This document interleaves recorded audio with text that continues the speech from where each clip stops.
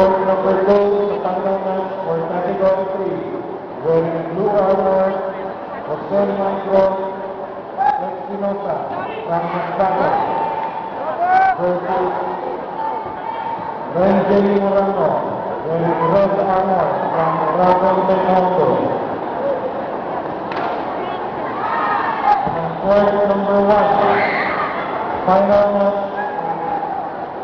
junior bantamweight. Jeremy Jaya of NCS wearing red armor.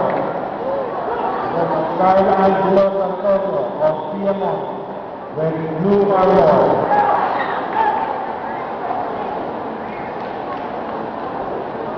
Kuya na kuya, kaya ko na kuya. Pinagapangulo na si kamot ko. Pangulo ang kamot ko.